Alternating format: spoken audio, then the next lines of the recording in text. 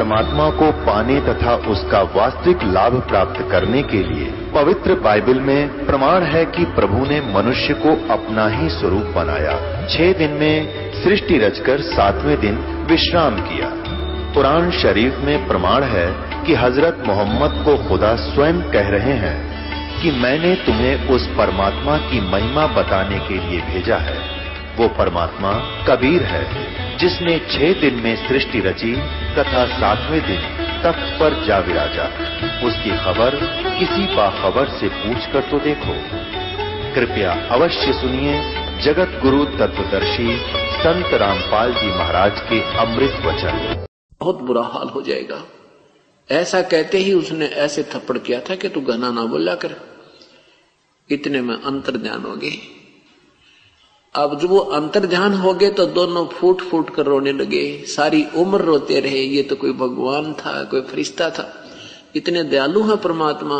ये कसक भी जो उसने परमात्मा की तरफ उन्होंने शेष जीवन रो रो कर बिताया, ये भी परमात्मा के चरणों में क्रेडिट हो गया उनका, जिसके कारण उनको फिर पुनः जन्म मनुष्य का हुआ और ब्राह्मण के घर जन्म हुआ।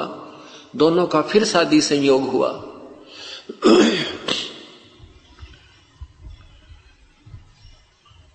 व्यक्ति का नाम गौरी शंकर था, उसकी पत्नी का नाम सरस्वती। गौरी शंकर जी भगवान शिव के बहुत उपासक थे और सरस्वती जी भी भगवान शिव की पूजा बहुत दृढ़ता के साथ, विश्वास के साथ, श्रद्धा से करती थी। गौरी शंकर जी निष्काम भाव से कथा किया करते थे, किसी को गुमराह नहीं करते थे और न ही किसी से कोई पैसा उद्देश्य रखते थे। कोई पैसा उनकी कथा करने में आ जाता था, कोई चढ़ा देते थे धार्मिक लोग, तो वो क्या करते थे, उस पैसे से जितना घर में परिवार में पोषण में आवश्यकता होती थी पैसा रख लेते थे, शेष का भंडारा कर देते थे। वो कोई संग्रह संचन नहीं करते थे, जिसके कारण बनारस के अंदर उस गौरी शंकर जी का नाम आदर की दृष्टि से लिया जाता था, जिस कारण से अन्य ब्राह्मण लोग उससे ईर्षा करते थे, क्योंकि वो दूसरे स्वार्थी लोग थे और वो गुमराह करके पैसे लालच उद्देश्य रख के और कथाएं करते थे। इस बात का ज्ञान उस समय के मुसलमान काजी और मुल्लाओं को हो गया कि ये गौरी शंकर ज्यादा ही हिंदू धर्म का प्रचार करने पर लगा है। इसके साथ कोई ब्राह्मण व्यक्ति, कोई ब्राह्मण नहीं है, हिंदू के जो मुखिया हैं ये नहीं है, इसको क्यों ना हम मुसलमान बना दें। इसी उद्देश्य से मुल्ला और काजियों ने सैकड़ों साथ व्यक्ति लेकर के उसके गौरी शंकर के घर में घुस गए, अपना पानी के छींटे मार दिए, उनके मटकों में अपना पानी डाल दिया, उनके मुख में पानी डाल दिया जबरदस्ती। और वो ब्राह्मण लोग, गुरु लोग देख रहे थे। उन्होंने कहा ये मुसलमान हो गया गौरी शंकर, अब इनका भाईचारा बंद करो, कोई नहीं इनसे बात करे, ये मुसलमान बन गए हैं। और फिर फैसला सुना दिया कि इनका गंगा में स्नान करना बंद, ये गंगा में स्नान नहीं करेंगे आज के बाद, क्योंकि मुसलमान गंगा में स्नान नहीं कर सकते। ऐसे इनकी अपनी बनाई हुई सोच है। और गंगा तो हर इंसान, हर प्राणी के लिए एक स्वच्छ जल है, कोई भी उसका लाभ उठा सकता है। परंतु काल ने हमें बांट दिया नारी नारी बांटों में, एक दूसरे के दुश्मन बना दिया, क्योंकि कलयुग में हमने पार होना है और काल नहीं चाहता कि ये जीव यहां से निकल जाए। तो उन्होंने, मुसलमानों ने उनका नाम, मनुष्य का नाम नीरू रख दिया, नीरू अली, और सरस्वती का नाम नीमा रख दिया। अब गंगा में स्नान करना उनका बंद कर दिया गया था। वो दोनों के दोनों सुबह ब्रह्म मुहूर्त में 1.5 घंटा सूर्य उदय होने से पूर्व 1.5 घंटा पहले के समय को ब्रह्म मुहूर्त कहा जाता है। वो दोनों के दोनों एक लहर तारा नाम का तालाब था, सरोवर था, उसमें स्नान करने के लिए जाया करते थे। वो लहर तारा तालाब कैसे उसका नाम पड़ा, गंगा का पानी, गंगा जी का पानी पटरी से उछलकर लहरों के द्वारा, विशेषकर वर्षा के दिनों में, और वो ऊपर से उछलकर एक बहुत बड़ी झील का रूप धारण कर लेता था, करा हुआ था। उसको लहर तारा नाम का तालाब बोला जाता था।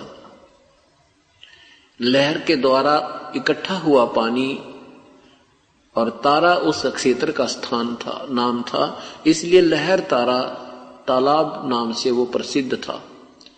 उसमें बहुत बड़े बड़े बड़े कमल के फूल उगे हुए थे।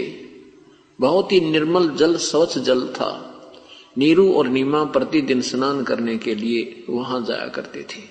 अब उनकी लगभग, नीरू की आयु भी 50-55 साल की होगी, से भी ऊपर होगी थी। तब तक उनको कोई संतान नहीं थी। परमात्मा अपनी प्यारी आत्मा सुदर्शन जी के उस वचन को याद रखते हुए उन्हीं आत्माओं के लिए फिर उनसे मिले। कैसे मिले? सन 1398 विक्रमी संवत 1455 ज्येष्ठ सुदी पूर्णमासी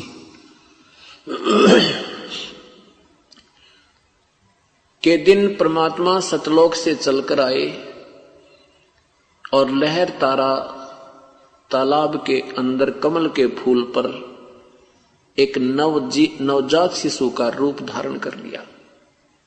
जब परमेश्वर आकाश से आ रहे थे, उनका शरीर बहुत तेजों में था। दूर स्थान से ऐसा लगता है, दूर से, कि जैसे कोई प्रकाश पुंज आ रहा हो। उस समय श्री रामानंद जी के एक शिष्य ऋषि अष्टानंद जी उसी लहर तारा तालाब पर स्नान कर रहे थे। स्नान करने के उपरांत वहां बैठकर साधना करने का प्रयत्न कर रहे थे। और जो ही अष्टानंद जी ने ऊपर देखा, आकाश में एक बहुत गजब, बहुत ही तेज रोशनी नजर आई। जैसे सूर्य की तरफ देखते हैं तो एकदम सूर्य का प्रकाश बहुत ज्यादा दिखता है। आंखें बंद करते हैं तो सूर्य का केवल अंदर का घेरा दिखाई देता है। तो ऐसे जो ही उसने देखा, उस प्रकाश की तरफ उसकी आंखें बंद होगी, आंखें चुंधी आ गई। आंखें बंद की तो उसमें एक बालक रूप दिखाई दिया। आंखें फिर खोली तो वो प्रकाश एक कमल के फूल पर सिमटता हुआ नजर आया। और फिर आंखें बंद की तो देखा कोई बालक, ये तो कोई नवजात शिशु नजर आ रहा है। फिर देखा अंधेरा था, कुछ नहीं दिखाई दिया। अब उस अष्टानंद जी ने सोचा कि ये कोई मेरी भक्ति की उपलब्धि है या कोई मेरी वैसी भ्रमना है। आज मैंने प्रकाश दिखाई दिया, क्योंकि हमने भगवान को प्रकाश रूप मान रखा है इन दंत कथा सुनाने वाले ऋषि और महर्षियों की थ्योरी से, उनके सिद्धांत से। इस दृष्टिकोण से अष्टानंद जी ने सोचा कि शायद मुझे आज भगवान की प्राप्ति हो गई हो, मेरी साधना सफल हो चुकी हो। अपने गुरुदेव से पूछता हूं। अष्टानंद जी वहां से उठकर गुरुदेव के पास आ गए। स्वामी रामानंद जी से पूछा है, स्वामी जी आज आपके दास ने ऐसे ऐसे एक अद्भुत दृश्य नजर आया, ये मेरी कोई भक्ति उपलब्धि है या कोई वैसे मेरी भ्रमना है? तब स्वामी जी ने बताया कि न तो ये तेरी भ्रमना है और न ही तेरी कोई भक्ति की उपलब्धि है। ऐसे लक्षण उस समय होते हैं जब ऊपर के लोकों से कोई अवतार शक्तियां आती हैं। अब वो किसी माँ के पेट में गर्भ धारण करेंगे, आएंगे और फिर वो यहाँ लीला करेंगे। क्योंकि इन महापुरुषों को अभी तक यही ज्ञान है कि मां के बिना कोई जन्म लेता नहीं। क्योंकि श्री राम, श्री कृष्ण जितने भी अवतार गणाए हैं ये सब मां से ही उत्पन्न हुए, लेकिन कबीर परमात्मा ये मां से जन्म नहीं लेते, क्योंकि ये सर्व के सृजनहार हैं। उधर से नीरू नीमा स्नान करने के लिए प्रतिदिन की तरह चल प्रस्थान कर दिया। चल पड़ते हैं। रास्ते में नीमा अपने पति नीरू से के साथ चलती चलती कह रही है, ए भगवान शिव जी, क्योंकि वह बेशक मुसलमान बन गए थे, लेकिन भगवान शिव की आस्था उनके हृदय से नहीं हट रही थी। कहा कि हे भगवान, हे परमेश्वर, हे भगवान शिव जी, हे त्रिलोकीनाथ, एक खिलौना हमें भी दे देते। क्या आपके दरबार में बच्चों की कमी पड़ गई? हे प्रभु, हमारा भी संसार में सिर हो जाता, हमारा भी संसार में साझा हो जाता। ऐसा कहकर के बहुत बुरी तरह फूट फूट कर रोने लगी, हिचकी बंद गई रोते रोते। तब नीरू ने कहा कि नीमा, हमारे भाग्य में संतान नहीं है, भगवान कहां से देंगे? और ऐसे तू रोती रहेगी, तेरी आंखें फूट जाएंगी, तेरी आंखें भी कमजोर हो जाएंगी। कोई उंगली, बुढ़ापे में उंगली पकड़ने वाला नहीं है, और उधर से तू रो रो के आंखें खराब कर लेगी। क्यों अपना जीवन व्यर्थ कर रही है? प्रभु की रजा में हमें राजी रहना चाहिए। ऐसे सांत्वना देते हुए और नीमा ऐसे ही अपनी पुकार करती हुई चलते चलते लहर तारा तालाब के किनारे पहुंच गए। पहले नीमा स्नान करने के लिए सरोवर में प्रवेश कर गई। स्नान करके बाहर आई तो नीरू स्नान करने के लिए सरोवर में प्रवेश किया। नीमा ने अपने कपड़े जो स्नान करने के इसमें शरीर पर लपेट रखे थे, उनको धोने के लिए पुनः सरोवर के किनारे गई। तब तक कुछ चानना सा होने लग गया था, कुछ रोशनी, कुछ प्रकाश सा, सूर्य का उदय हो चुका था। लेकिन फिर भी वस्तुएं स्पष्ट नजर नहीं आ रही थी। नीमा स्नान करने के लिए, उस कपड़े को धोने के लिए किनारे पर पहुंची तो उसने देखा कि कमल के फूल पर कोई चीज हिल रही है, कोई वस्तु डोल रही है। ऐसा लगता है जैसे कोई सर्प ना हो, क्योंकि परमेश्वर ने बालक रूप धारण करके अपने पैर के एक अंगूठे को मुख में चूस रहे थे और एक पैर को हिला रहे थे, ऐसे हिला रहे थे। अब नीमा ने बहुत ध्यान से देखा कि सर्प ना हो और मेरे पति को डस ना ले, पानी में चलता हुआ आ रहा है। बहुत ध्यान से देखा तो वो तो बालक है, और किनारे से लगभग 50 फुट की दूरी पर जो गहरा जल था, उधर उसका पति स्नान कर रहा था। ऐसे पानी डाल डाल के, गोते लगा लगा के, मल मल के नहा रहा था। नीमा ने कहा, देखियो जी, कमल के फूल पर बालक है, कमल के फूल पर बालक है, देखियो बच्चा है, डूबेगा डूबेगा, उठाओ इसको। अब नीरू ने सोच लिया, ये तो, इसका तो दिमाग चल गया, ये तो पागल होगी, और इसको पानी में भी अब बच्चे नजर आने लगे। नीरू कहता है, नीमा मैंने बहुत समझाया तुझे, तू मानती नहीं, बहुत जिद करने लगी है। अब मत तू ऐसे पागलों वाली बात करा कर।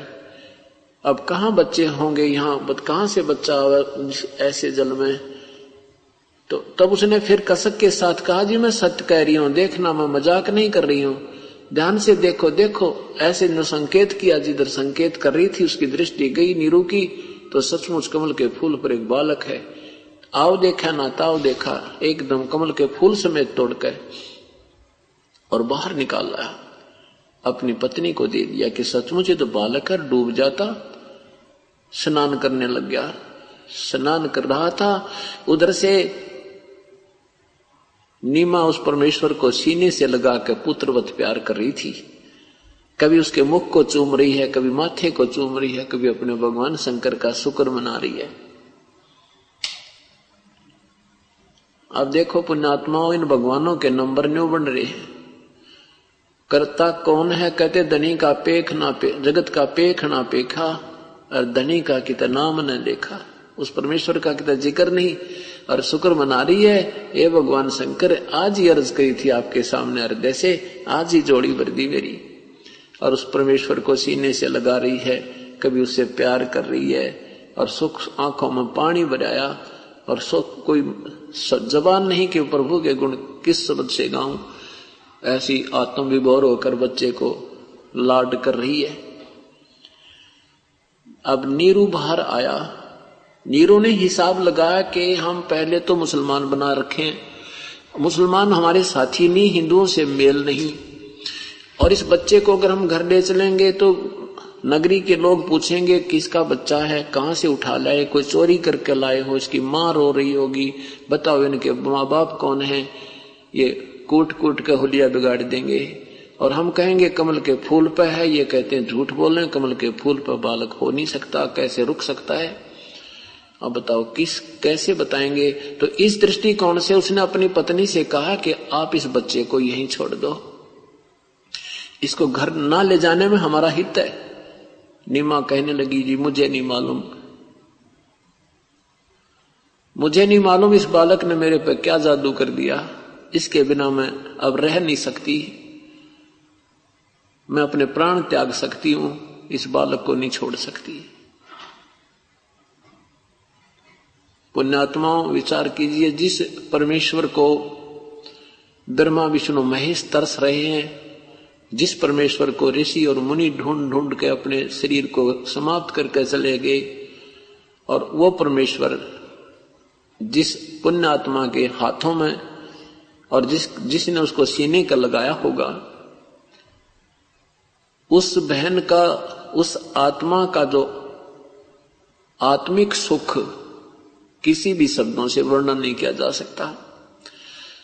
जिसके नाम लेने से हमारी आत्मा भर भर आ रही है, रोंग रोंग खड़े हो जाते हैं उस परमेश्वर की चाह में जिससे हम बिछुड़ कर आए हैं, और वो स्वयं आकर के जिस बहन और भाई के सीने से लगा है, जिसने पुत्रवत उनको प्यार दिया है, अब उस सुख को वही जान सकते हैं। अब नीमा कह रही है कि मैं इस बालक को नहीं त्याग सकती, आप मुझे कुछ भी कहो। नीरू ने समझा कि देखो हमारे साथ ये सतिथि आ सकती है, हमें गांव से भी नगरी से भी निकाला जा सकता है और बच्चा भी छीन लिया जा सकता है। उसने कहा कि मैं इस बच्चे को लेकर देश निकाला ले लूंगी, ये बालक नहीं दूंगी, मुझे मेरी जान भी चली जावे और मैं इस बच्चे को घर लेके जाऊंगी। मुझे नहीं मालूम इसने मेरे ऊपर क्या जादू कर दिया।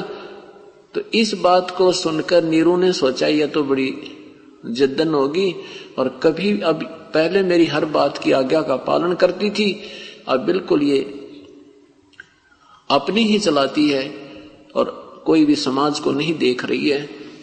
तो नीरू ने पहली बार अपनी पत्नी की तरफ थप्पड़ किया, क्योंकि उसको मालूम था कि इसके संतान नहीं है, मैं इसको उसकी किसी भी जो है ना इच्छा को अवहेलना नहीं करता था।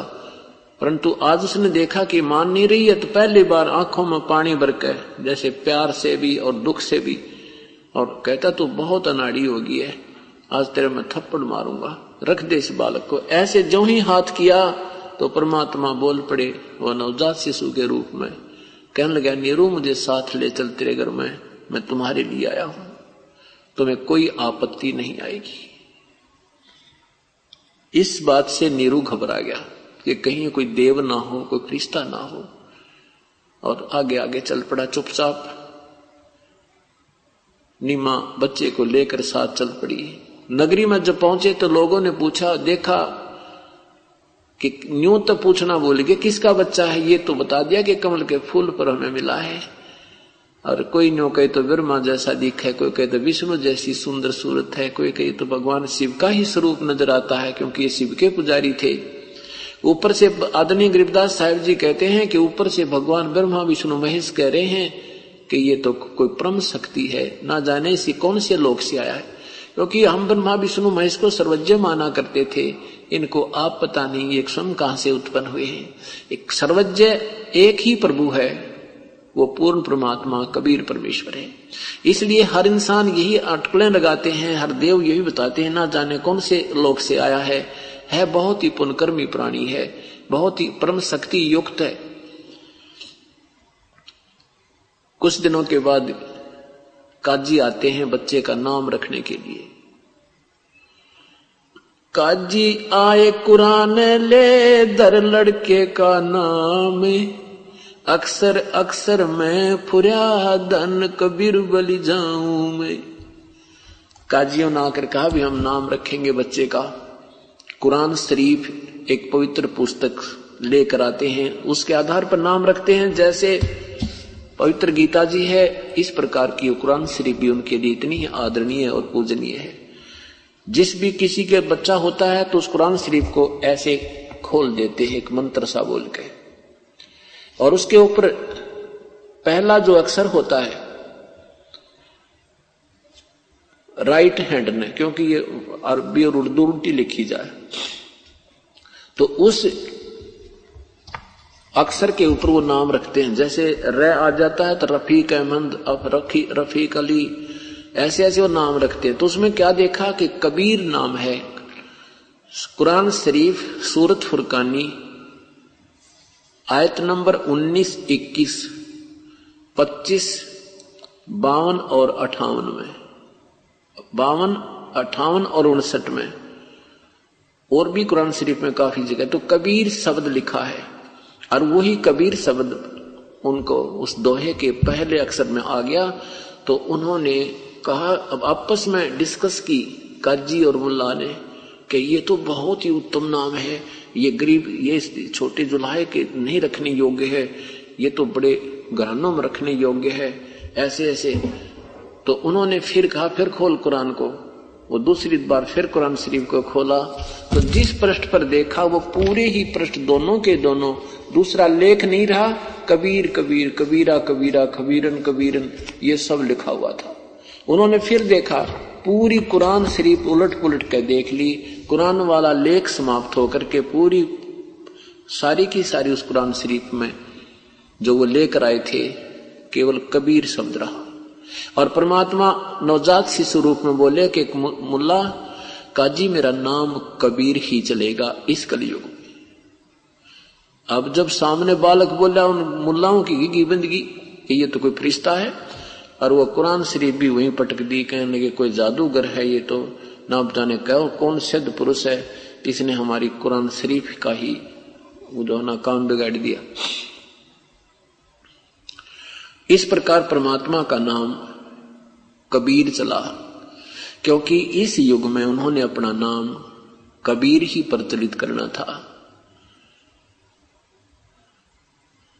क्योंकि कबीर नाम लेने से भी हमारे पुण्य बनते हैं, हमारे ये ऐसा निर्मल नाम है। अब फिर क्या होता है कि कुछ दिन जब 25 दिन के हो गए प्रभु और कुछ खा नहीं रहे ना कुछ पी रहे हैं, और शरीर इतना स्वस्थ है जैसे बच्चा रोजाना 2 किलो दूध पीवे। इतना स्वस्थ शरीर था कि जैसे 2 किलो दूध बच्चा प्रतिदिन पी रहा हो, ऐसा हष्ट पुष्ट शरीर, और खा पी कुछ नहीं रहा।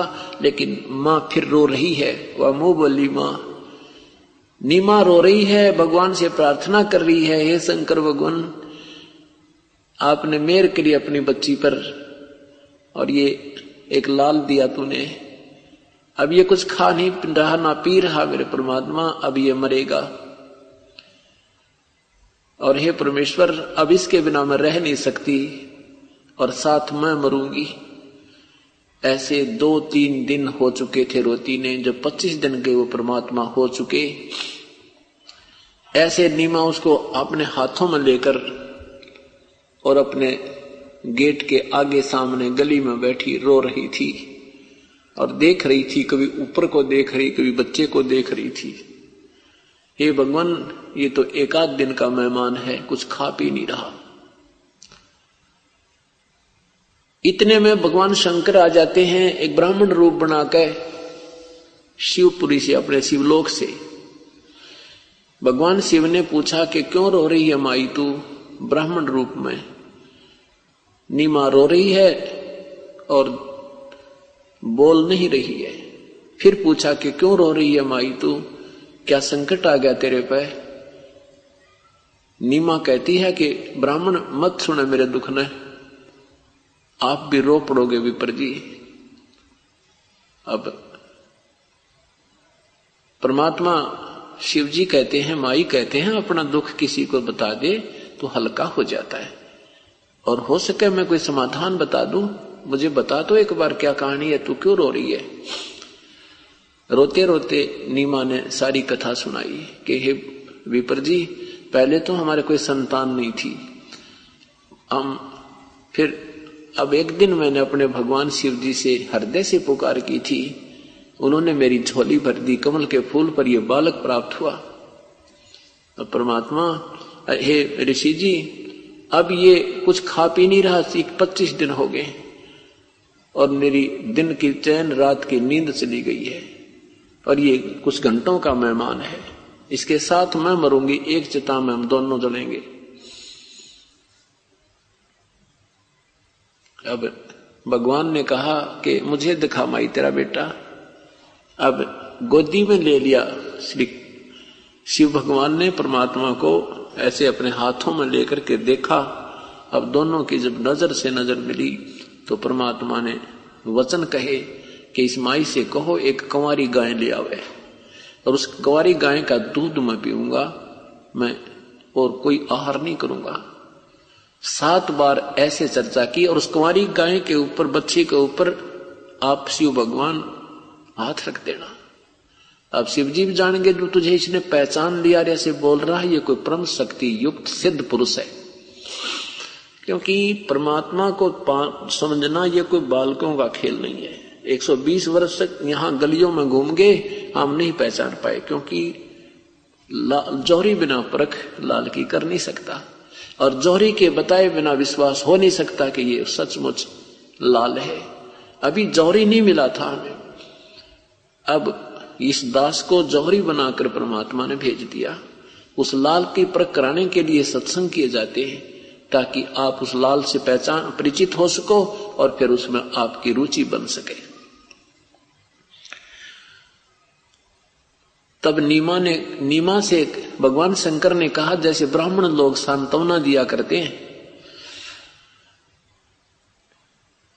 भगवान शिव ने कहा कि हे माई, ये तेरा बेटा मरने वाला नहीं है, ये तो अजर उम्र है, इसके नक्षत्र ऐसे हैं, इसके तो ऐसी लंबी आयु है, इसकी तो सैकड़ों वर्ष की उम्र है, तो क्यों चिंता करती है। तब नीमा कहती है कि हे ऋषिवर, हे ब्राह्मण, इस सुखी सांत्वना से मेरी तसल्ली नहीं हो सकती। मेरा विश्वास मेरी आत्मा जब मानेगी जिसमें यो बालक आधा किलो दूध पीवेगा मेरे हाथ से, तब मेरी आत्मा प्रसन्न होगी। नहीं तो ब्राह्मण जी, ये सुखी सांत्वना मेरा असर नहीं कर रही, मेरा दिल नहीं मान रहा। तब उसने कहा कि जा, तेरा पति कहाँ, उसको बुला, और एक कुंवारी गाय लिया, और एक कुम्हार के घर से स्वच्छ बर्तन भी साथ लेता आएगा। नीरू को आवाज लगाई, नीरू बाहर आया। उसने कहा कि कुंवारी गाय लाओ, और ये ब्राह्मण जी कह रहे हैं वो गाय दूध देवेगी। नीरू जाग चुप करके चल पड़ा, क्योंकि पहले विश्वास किया करते संतों की हर बात पर। नीरू चला गया, एक कुंवारी बछिया ले आया और कुम्हार के घर से एक कोरा पात्र भी लेता आया, मटका छोटे साइज का।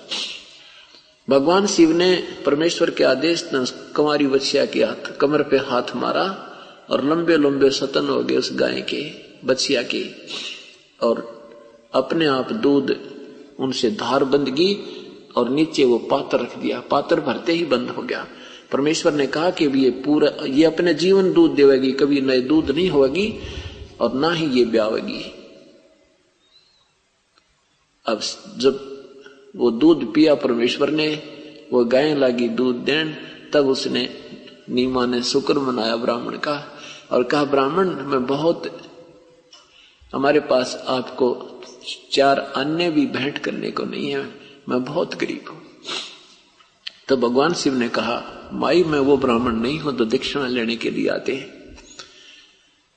मैं तो रास्ते चलता तुझे देख लिया था, इसलिए ये तेरा भगवान ने कल्याण कराना था। ऐसा कहकर के भगवान शिव प्रस्थान कर गए। अब प्रतिदिन वो गाय दूध दे रही है, और नीरू उसकी परवरिश, गाय की देखभाल करते हैं, चारा लाता है, और परमात्मा दूध पी रहे हैं प्रतिदिन। अब क्या होता है कि नीमा को तो दूसरा काम ही नहीं रहा, केवल उस बच्चे के ही संग लगी रहे। कभी सीने से लगा रही है, कभी वो खेलते को देख रही है, गली में चले जाता है तो भागी जाती है, पीछे पीछे, बेटा दूर मत जा। अब पहले दोनों मिलकर कपड़ा बुनते थे। हाँ, उन्होंने जब मुसलमान बन गए थे, बना दिए गए थे, तो उनके पास जो पूजा का पैसा आता था वो बंद हो गया। तो नीरू और नीमा ने अब रोजगार की चिंता होगी, तो उन्होंने क्या सोचा कि हम ये कपड़ा बुनने का कार्य शुरू कर देते हैं। तो उन्होंने जुलाहे का काम शुरू कर दिया था, जिस कारण से वो जुलाहे कहलाने लगे। तो अब नीरू, पहले दोनों मिलकर कपड़ा बुनते थे, अब नीमा हाथ नहीं लगाती कपड़े गए, और नीरू अकेला जो कपड़ा बुनता है उससे गुजारा नहीं चल पा रहा। और साथ में फिर वो गाय के चारे में इधर उधर बांधने खोलने में भी लगा रहता है, तो और ज्यादा वित्तीय हालत कमजोर होने लगी। एक आध बार तो नीरू और नीमा भूखे ही रह जाते थे, रात को भोजन नहीं मिलता था। ऐसी स्थिति देखकर परमेश्वर ने क्या रजा बख्शी, क्यों ज्यों ही माता जब पालने में संभालने के लिए आई प्रभु को, अपने हाथ से ऐसे कपड़ा नीचे जो डाल रखा था वो ऐसे कपड़ा उलट दिया, उस कपड़े के नीचे एक असरफी मिली। उठाई नहीं, घबरागी कि ये कोई देव की वो है या किसी और व्यक्ति की है, किसी ने जादू मंत्र की कर दौर है, वो दूर खड़ी होगी। तब परमात्मा ने कहा कि नीमा ये असरफी उठा ले और किसी को मत बताना, ये प्रतिदिन तुम्हें एक असरफी सोने की मिला करेगी और इसमें से उतना ही रखना जितना तुम्हारा आहार और इस बछिया का काम चले, शेष को भंडारे में लगाते रहना। नीमा अपने पति को बुलाकर लाई कि ये बच्चा बोल रहा है। नीरू बोला ये तो कोई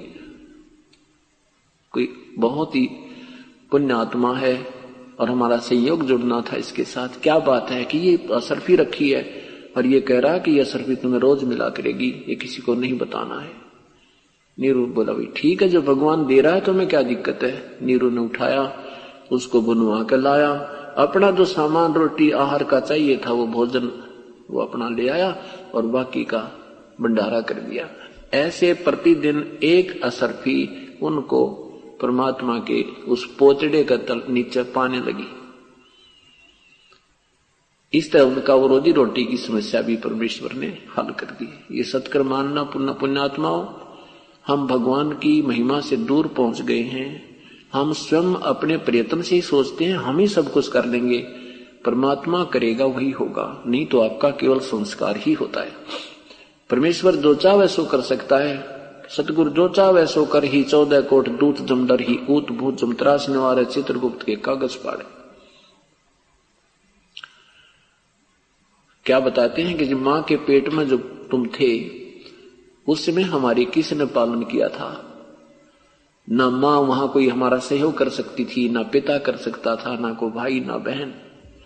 तो वहां भी हमें उस परमात्मा ने आहार पहुंचाया, चाहे कोई भी जुगाड़ जोड़ा उसने। तो कहते हैं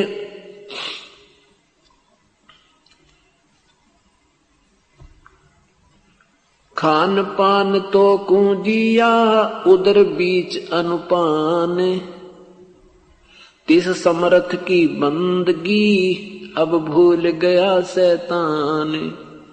जिस परमात्मा ने तेरे मां के पेट में भी उदर बीच पोषण किया, बिन जननी के दूध, मां के पेट में भी तो उसी ने हमारा 9 महीने तक परवरिश की थी, पालन किया था। अब तू सोचता है कि मैं ही सब कुछ कर दूंगा। ठीक है, जो तेरे से करा रहा है वो भी तेरा संस्कार करा रहा है, और जब तुम परमात्मा के चरणों में आ जाओगे फिर उस परमेश्वर की शक्ति से आप चलोगे। पहले आपको केवल आपका वो संस्कार चला रहा था। इस तरह आप जैसे भी प्रभु फिर आपके साथ व्यवस्था करे उसमें प्रसन्न रहना। अब क्या होता है कि कुछ दिनों के बाद वो बच्चा बड़ा हुआ। लीला की मालिक ने अपना शरीर जब उनका 5 वर्ष का दीख हो गया तो घूमने फिरने लगे, इधर उधर जाते हैं। कहीं कोई सत्संग हो रहा है तो वहां उनकी बातों को सुनकर सत्संग करने वालों से प्रश्न उत्तर करने लगे। अब परमेश्वर ने अपनी इस लीला को और साथ में भक्ति मार्ग को प्रकट करना था, इसलिए उन्होंने उचित समझा कि गुरु बनाया जाए, क्योंकि गुरु के बिना ये भक्ति मार्ग नहीं चलेगा। परमात्मा को कोई आवश्यकता नहीं थी गुरु बनाने की। उन्होंने मर्यादा हमारे लिए ये मर्यादा बनाए रखने के लिए कि काल कहीं फिर डांडी मार जाएगा। आने वाले समय में लोग कहा करेंगे कबीर साहब ने कौन सा गुरु बनाया था, क्या आवश्यकता है गुरु की। और ये नकली लोग, ये संत डबो देंगे मेरी आत्माओं को, इस ज्ञान को उलझा देंगे। इसलिए परमात्मा ने ये मर्यादा बनाए रखने के लिए एक लीला की थी, औपचारिकता की थी गुरु बनाने की। 5 वर्ष के बच्चे हो गए और एक 2.5 वर्ष के बच्चे का रूप धारण करके पंचगंगा घाट के किनारे पर पौड़ियों में जाकर परमात्मा लेट गए। उधर से एक रामानंद नाम के ब्राह्मण, बहुत बड़े विद्वान माने जाते थे, वेद और गीता के मर्मज्ञ ज्ञाता जाने जाते थे। रामानंद जी ने बनारस के अंदर इन पाखंडी ब्राह्मणों की सब दुकानें बंद करवा दी थी और स्वयं वेदों और गीता को जैसा समझा था उस अनुसार से साधनाएं शुरू करा दी थी। उन्होंने 1400 ऋषि शिष्य बना रखे थे जो प्रचार किया करते थे श्री रामानंद जी के ज्ञान का वेदों और गीता अनुसार, और 52 दरबार लगाया करता था। एक दिन में वृद्ध होते हुए भी 52 स्थानों पर जाकर स्वयं भी जनता को संबोधित करता था, इतना मेहनत कर रहा था। अब रामानंद जी उस समय 104 वर्ष के हो चुके थे, जिसमें परमात्मा अपने शरीर को 5 वर्ष का बनाए हुए थे। 104 वर्ष के व्यक्ति यानी संत, लेकिन शरीर बहुत अच्छा था। और सुबह उठकर वो स्नान करने के लिए गंगा में स्नान करने जाते थे। पंचगंगा घाट एक स्थान, वहां पक्का घाट बना हुआ था। आज भी वहां पर स्वामी रामानंद जी का एक आश्रम बना है। ये दास एक बार देख कर आया था, काफी संगत को साथ ले जाकर। उस गंगा के से ज्यादा 2 एकड़ की दूरी पर, यानी 2-3 किले की दूरी पर, 600 फुट की दूरी पर उनका आश्रम था। वहां से स्नान करने के लिए वो गंगा के पंचगंगा घाट पर स्नान करने सुबह जाते थे। जो ही वो सुबह स्नान करने के लिए जा रहे थे, ब्रह्म मुहूर्त में, अंधेरा तो कुछ अंधेरा होता है, 1.5 घंटा पहले सूर्य उदय होने से उस समय को ब्रह्म मुहूर्त कहते हैं। स्वामी जी पौड़ियों से नीचे उतर रहे हैं और आगे परमात्मा 2.5 वर्ष के बालक रूप में लेटे हुए हैं। अब स्वामी जी की खड़ाऊं लगी परमात्मा के शीश में और बालक की तरह रोने लगे। स्वामी रामानंद जी एकदम नीचे को झुके कि किसी बालक के चोट लगी, कोई बच्चा यहां कैसे आ गया है भगवान, ये किसी का बच्चा भूल कर यहां आ गया है, रास्ता भूल गया होगा।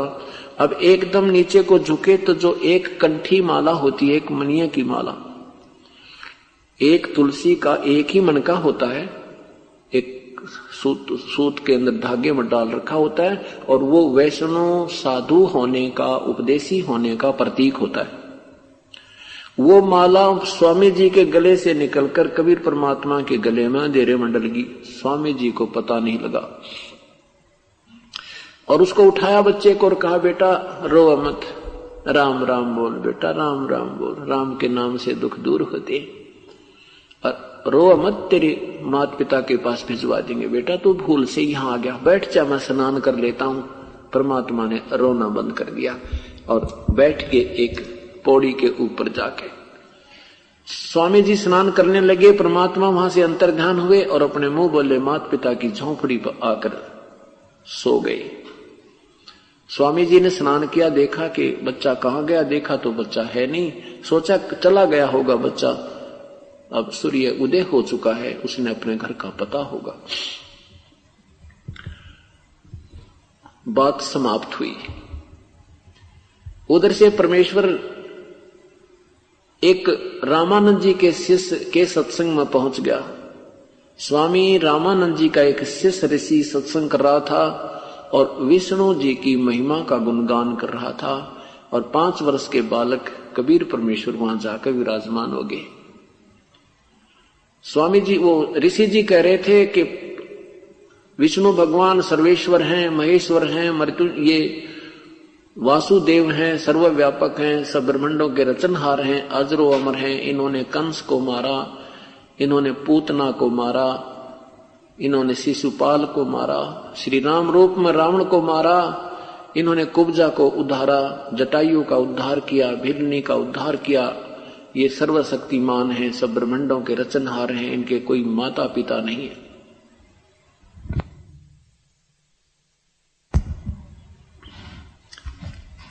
अब परमेश्वर खड़े हुए, सत्संग के उपरांत कबीर साहब खड़े हुए और कहा कि स्वामी जी मैं एक प्रश्न करना चाहता हूं, मुझे शंका हुई है। ऋषि जी ने कहा कि हाँ बोलो बेटा, क्या शंका है तेरी? कि मैंने एक दिन एक ब्राह्मण का सत्संग सुना था, वो शिवपुराण की कथा सुना रहा था। रुद्र संहिता अध्याय नंबर 6 और 7 में उसमें लिखा है कि भगवान विष्णु जी की उत्पत्ति सदाशिव और पार्वती जी से हुई। ये विष्णु जी शिव जी के पुत्र हैं। आप कहते हो कि विष्णु जी अजरो अमर हैं, इनके कोई माता पिता नहीं। एक दिन ब्रह्मा पुराण सुना था, उसमें लिखा था कि ब्रह्मा जी से विष्णु और शिव की उत्पत्ति हुई। देवी भागवत महापुराण में एक ब्राह्मण कथा सुना रहा था और ये दास भी वहां सुन रहा था। वो तीसरे स्कंद में कह रहा था कि ब्रह्मा विष्णु महेश के माता पिता, ब्रह्म इनके पिता हैं, दुर्गा इनकी माता, उसमें ऐसा बोल रहे थे वो। आप कहते हो इनके कोई माता पिता नहीं। अब वो शिवपुराण भी साथ ही रखा हुआ था उसने, और देवी भागवत महापुराण भी साथ ही रखा था। और तीसरा स्कंद पढ़कर देखा, शिवपुराण 6वां और 7वां रुद्र संहिता देखा तो ज्यों का तुम लिखा था, लेकिन उस समय ये शास्त्र संस्कृत में थे। उसने पढ़ा कि उसमें सचमुच लिखा है, लेकिन यही तो बीमारी रही कि हमने सत्य को स्वीकार किया ही नहीं। तो कहने लगा, कौन कहता है सब झूठ बोलता है, तेरा गुरु कौन है, तूने कैसे शास्त्रों का ज्ञान हुआ, तेरा कौन गुरु है।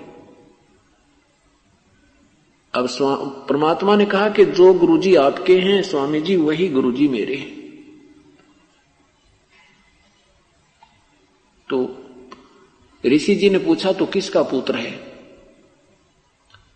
अब उस परमात्मा के बोलने से पहले ही दूसरे श्रोता लोग कहने लगे, ये तो वो नहीं, उसका नीरू का बेटा है, ये तो जुलाहे का पुत्र है, ये वहां कमल के फूल ये कहीं पड़ा मिला था उनको, ये तो वो बालक है। अरे तू छोटी जाति का जुलाहा और मेरे गुरुदेव को अपना गुरु बताता है, तुझे पता है मेरे गुरुजी कौन है? श्री श्री 1008 श्री स्वामी रामानंद जी आचार्य हैं, वो पंडित आचार्य वो हैं। और तुम्हारे जैसे नीच जाति वालों को तो वो छूते भी नहीं, दर्शन भी नहीं करते। देखो भी श्रोताओं कितना झूठा कपटी है, ये कह रहा कि मैंने स्वामी रामानंद जी से नाम लिया है, ये हमारी बेइज्जती करता है, हमारे गुरुदेव की बेइज्जती करता है। ये इतना कपटी और झूठा है तो क्या इसके ये शास्त्र में ये कह रहा सत्य हो सकते हैं? सब नाडलाम ना जी, नहीं हो सकते। ये क्या जाने वेदों के शास्त्रों के विषय में। आप जो कह रहे हैं स्वामी जी वही सत्य होगा। अब परमात्मा क्या कहता है कि साच कहूं जगमार ही और झूठ कही ना जाइयो, और साच न पूरा पावते न झूठो जगपति आइयो। अब क्या होता है,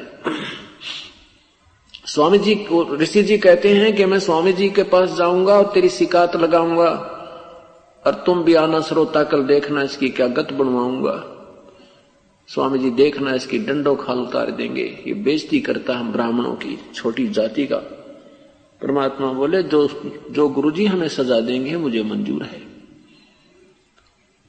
अब वो ऋषि जी जाकर के स्वामी रामानंद जी से कहता, प्रभु हमारी तो नाक काट दी, हमें तो बाहर निकलने योग्य नहीं छोड़ा। एक छोटी जाति का जुलाहे का बेटा 5 साल का बालक कहता है मैंने स्वामी रामानंद जी से नाम ले रखा है, और शरीफ सभा भरी सभा में मेरी इंसल्ट कर दी प्रभु उसने। रामानंद जी आदरणीय गरीबदास जी अपने परमेश्वर की महिमा का चित्रण करते हैं, कहते इनो को दखड़े नो का उसको ला बुला के उसकी खाल तार दूं, तुम्हारे सामने जोत लगाऊं, तुम्हारे सामने पूछूंगा, मैंने कभी नाम ही नहीं दिया, मैं तो उनके दर्शन भी नहीं करता। अब शाम का समय हो गया, सुबह 5-7 जने 10 जने वो मस्टंडे वो ब्राह्मण लोग पहुंचे परमात्मा को पकड़ने के लिए। वो ऋषि बन रहे थे जो गुरुदेव शिष्य थे उसके रामानंद जी के। अब नीमा देख रही थी कि ये रोजाना उलाहने लाता है, क्योंकि कबीर परमात्मा किसी न किसी को रोज छेड़ का आया करता, और वो आके उलाहना देन आते कि अपने बच्चे ने मना कर ले, ये ऊट पटांग बात करता, हमारे गुरुजी को जाके वाद विवाद करता है, इसने बोलने तक का बेरा कौनी, छोटा सा बालक है और ये बात ठीक नहीं रहेगी। तो माता बहुत धमकाती थी उनके सामने, क्यों गरीब और वो ब्राह्मणों का बोलबाला, तो उसने सोचा थी कि इनके सामने धमका दूं। उनके सामने धमका देती थी तू क्यों ज्यादा शरारत करता है, चुप रहा करे, तुझे क्या पता बेटा शास्त्रों के बारे में, ये तो विद्वान पुरुष हैं, उनके विषय साथ तो मत वाद विवाद किया कर। अब परमात्मा कहते थे, माताजी मैं सही कह रहा हूं, ये झूठ बोल रही है। अब एक 5 वर्ष के बालक पर मां भी विश्वास नहीं कर सकती, और विद्वान वो संस्कृत के ज्ञाता, और वो एक छोटा सा बालक, तो मां भी उसको कहने लगी, बेटा तू मत शरारत करया करे, घना ना बोलिया कर, तू दादा मत पाके। तो क्या कहते थे भगवान के, माता ये सब मेरे बच्चे हैं, ये काल ने भलो रखा है इनको, ये झूठा ज्ञान दे रहे हैं, ये काल के दूत हैं, मैं अपने बच्चों को समझा नहीं सकता क्या? वो माँ फिर धमका देती, कुआं एक आधा थप्पड़ भी लगाने की तैयारी का ऐसे करती, तुझे मारूंगी, बन गया दाता, तेरे बच्चे हैं। तो भगवान परमात्मा कबीर परमेश्वर कई बार रूठ जाते थे और कहते थे, तू मेरे साथ दुर्व्यवहार इसलिए करती है, तू मेरे पे विश्वास नहीं करती क्योंकि मैं तेरा बेटा नहीं हूं, तो मुझे कहीं से उठाकर लाई है। ये बालक बताते हैं, लीला करते हैं परमात्मा, और तेरा बेटा होता तो तू नहीं ऐसा करती, इन लोगों की बातों पर विश्वास करके मुझे बार बार नहीं ताड़ती, ऐसा मुंह बनाकर एक तरफ बैठ गए। तो नीरू ने सीने से लगा लिया भगवान को और बहुत रोई, कहने लगी, बेटा तू नहीं जानता इन कसाईयों के बारे में, ये तुझे भी मार देंगे, और बेटा तू मेरे से चला जाएगा, और मत छेड़ा कर, तू क्यों सिर मत दर्द किया करे, मत कहा कर कुछ भी, इनको करने दो जो करते हैं। मैं कैसे करने दूं मां, मैं तो आया इसी उद्देश्य से हूं। अब नीरू मां के समझ परमेश्वर की वाणी ने, बात एक पुत्र वात्सल्य में अंधी हो रही थी, इतने में उसी दृष्टिकोण से सोच रही थी कि ये मस्टंडे आज फिर आगे मेरी कुटिया की तरफ आ रहे हैं 10 जने, और यू आज भी कोई कुबत करके आया है, कल इसने कोई छेड़ा है। तो उठ अंदर गई, कुटिया में जाते ही कहा, बेटा उठ जल्दी सी, सो रहे थे भगवान, लीला कर रहे थे। उसको पकड़ के झोपड़ी के पीछे ले गई, वहां पीछे ने कुबाड़ सा पड़ा था, वहां जाकर और इसको ऊपर एक गुद्दड़ सा डाल दिया, कोई कपड़ा डाल दिया मोटा रजाई सी, और कहा तू बोलिए ना बेटा। उसने देखा तो 10 जने आ रहे हैं, एक भी को नहीं, और सीधे आकर के इतने वो वापस आई तो देखा वो द्वार पर खड़े हैं। कहां तेरा बेटा कमबख्त, बताओ वो कहां है? यूं कहकर के अंदर झोपड़ी में घुस गए और वो उठा कर उनकी चारपाई भी उलट पुलट कर दी। कहां है तुम्हारा बेटा? उसने हमारी नाक में दम कर रखा है, उसने कहा है कि हमने रामानंद जी से नाम ले रखा है, वो झूठा है। अब निम्मा ने सोची आज तो ये निकम्मे कते नहीं बख्शे।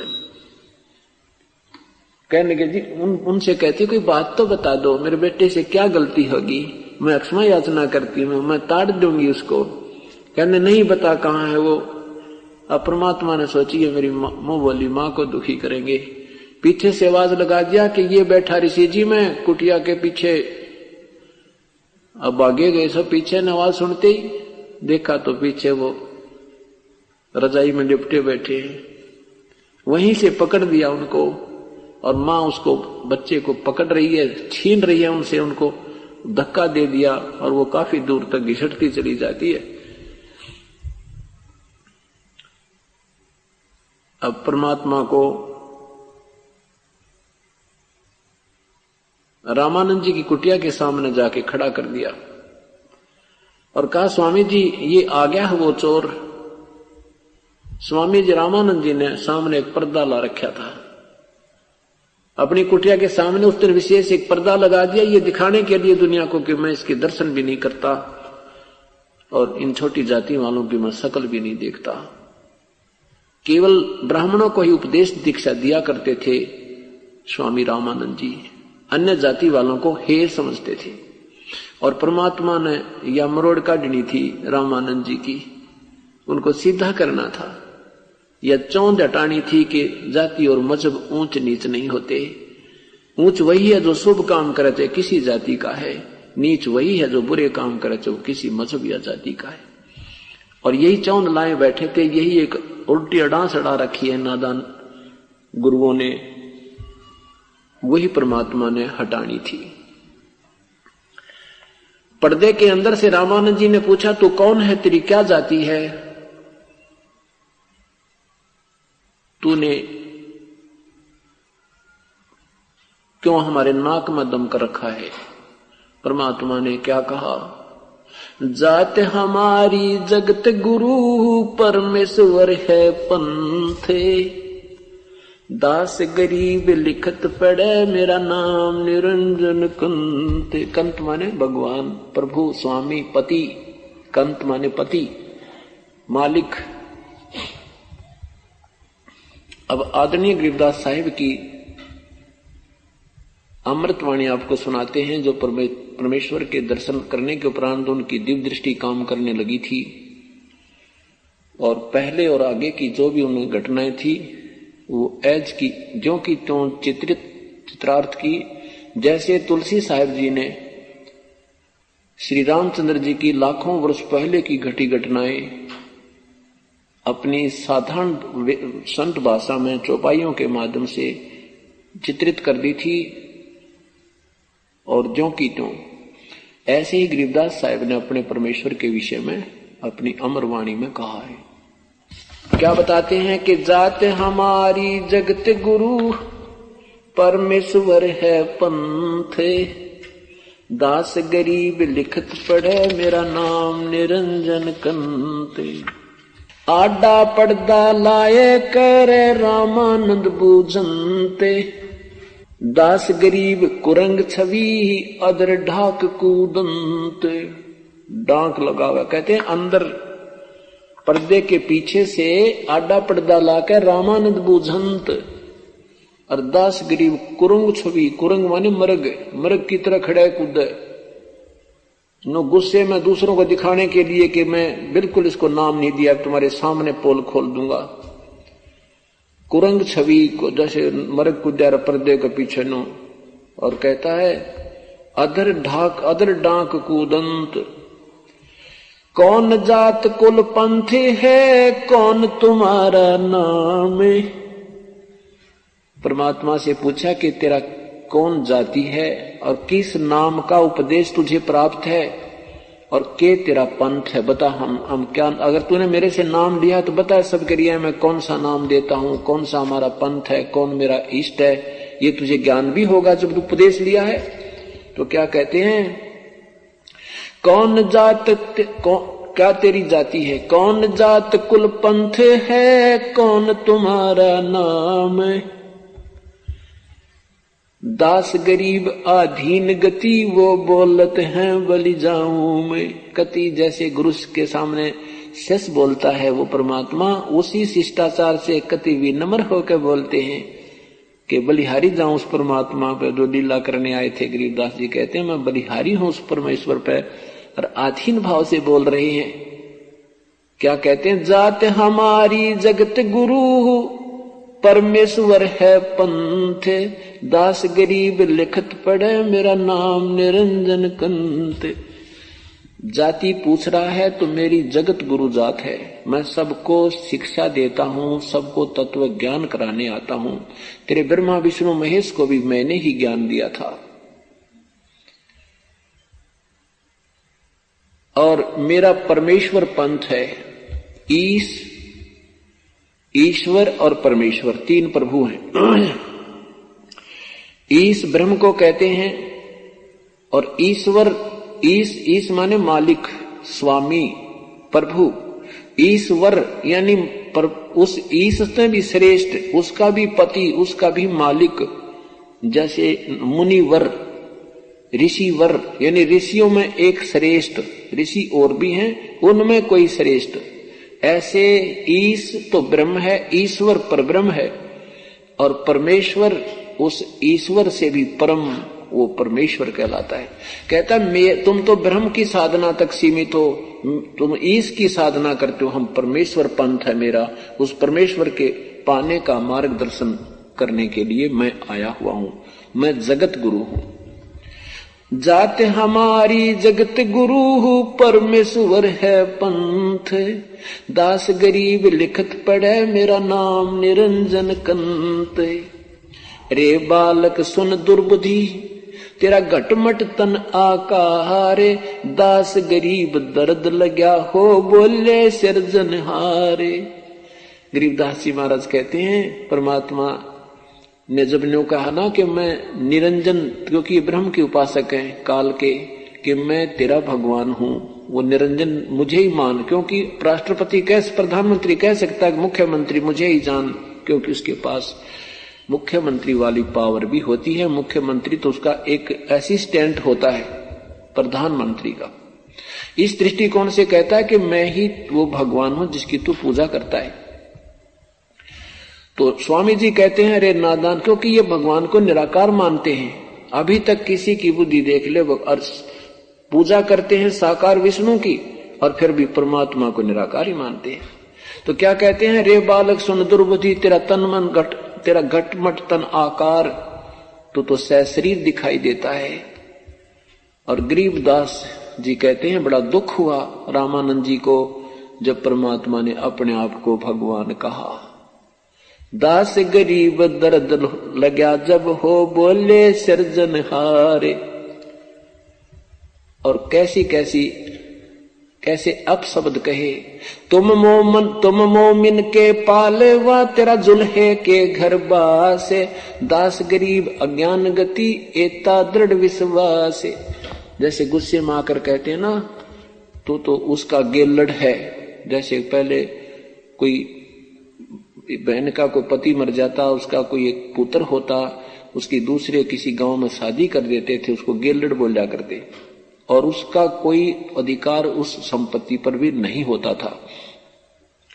ऐसे उस ढंग से कहते हैं कि तू मोमिन के एक जुल्हे मुसलमान के तो तू पल रहा है, और भगवान कहता अपने आप को तुम मोमिन के पाले वाह, तेरा जुल्हे के घर बासे, दास गरीब अज्ञान गति एता दृढ़ विश्वास। तर्क तलो से बोलते रामानंद सुर ज्ञान, दास गरीब कुजात है ये आखिर नीच निदान। औरों को कहते हैं ये छोटी जाति का ना कुजात है, इसकी माँ का बेरा ना बाप का, इसके कोई कुल का पता नहीं, इसलिए ये छोटे मुंह बड़ी बात बना रहा है, भगवान से भी ना डरता, अपने आप को भगवान कह रहा है। गरीबदास कुजात है ये और है नीच निदान, पक्का नीच है, इसलिए तो भगवान कहता अपने आप को। अब क्या बताते हैं, मैं के बदन खुलासे करे सुन स्वामी परवीन,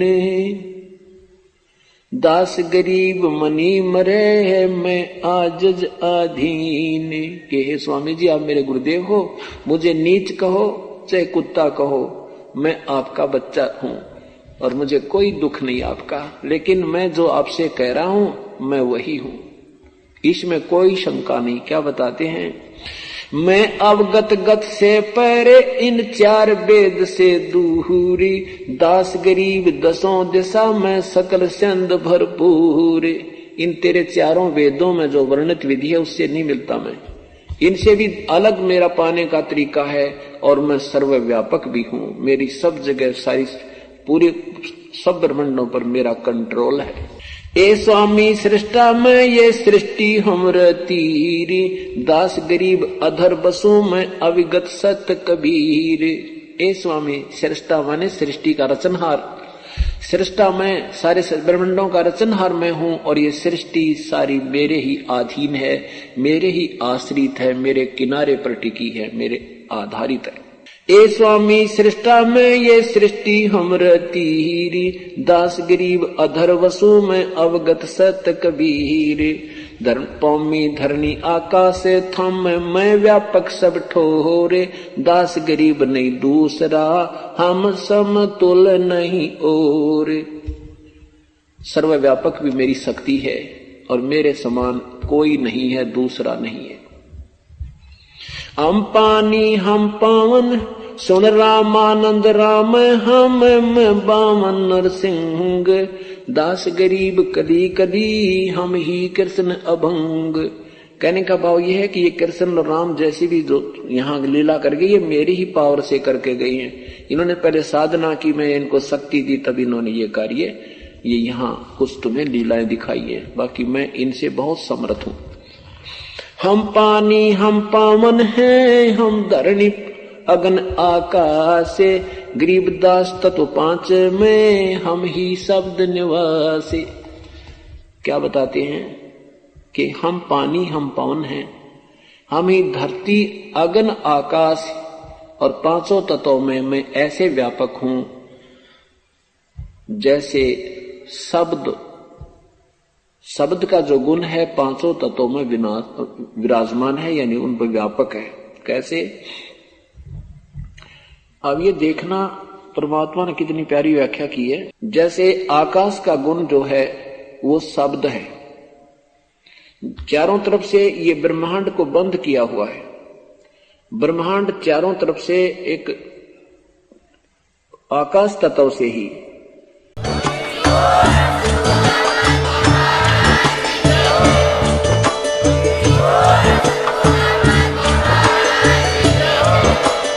आप सुन रहे थे जगत गुरु तत्वदर्शी संत रामपाल जी महाराज जी के मंगल प्रवचन। अधिक जानकारी के लिए विजिट कीजिए हमारी वेबसाइट www.jagatgururampalji.org। संत रामपाल जी महाराज जी के शुभ आशीर्वाद से पूरे विश्व भर में 500 से भी ज्यादा नाम दीक्षा केंद्र हैं, जिन पर संत रामपाल जी महाराज जी द्वारा ऑनलाइन निःशुल्क नाम दीक्षा दी जा रही है। अपने नजदीकी नाम दीक्षा केंद्र का पता करने के लिए संपर्क करें 8222880541।